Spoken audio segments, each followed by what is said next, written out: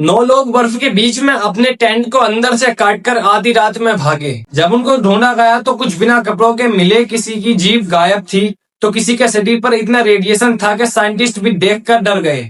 आखिर उस रात पहाड़ों पर हुआ क्या था?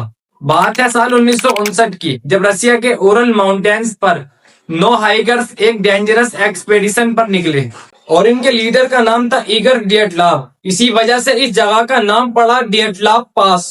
इन लोगों को एक्सपीरियंस था स्नो स्टॉर्म और फ्रीजिंग टेम्परेचर पर सरवाइव करने का। लेकिन 2 फरवरी की रात कुछ ऐसा हुआ जिसने दुनिया की सबसे बड़ी मिस्ट्रीज में अपनी जगह बना ली। जब कुछ दिनों बाद रेस्क्यू टीम उन्हें ढूंढने पहुंची तो जो उन्होंने देखा वो बिल्कुल नॉर्मल नहीं था। सबसे पहले उनका टेंट मिला, लेकिन शॉकिंग बात ये थी कि टेंट बाहर से नहीं अंदर से काटा गया था। टेंट के बाहर उनके फुटप्रिंट्स मिले, वो भी नंगे पैर। सोचो -30 डिग्री टेम्परेचर पर वो बिना शूज के भाग रहे थे बर्फ में। थोड़ी दूर जाकर 2 बॉडीज मिली, वो भी सिर्फ अंडरवियर में। उनके हाथ देखकर ऐसा लग रहा था कि उन्होंने आखिरी टाइम तक आग जलाने की कोशिश की थी। और बाकी बॉडीज जब मिली तो उनकी कंडीशन और भी अजीब थी। किसी की खोपड़ी फ्रैक्चर थी तो किसी की पसलियां टूट चुकी थी, लेकिन बाहर बॉडी पर कोई ऐसा बड़ा घाव नहीं था।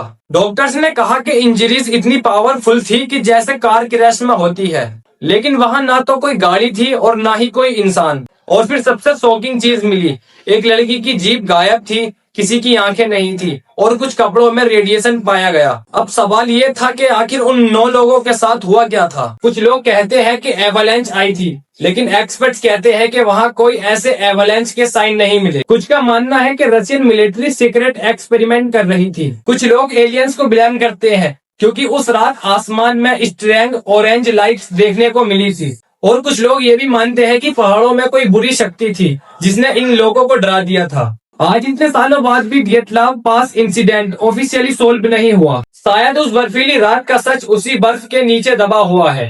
अगर ऐसी ही और जानकारी चाहिए तो चैनल को सब्सक्राइब जरूर करना।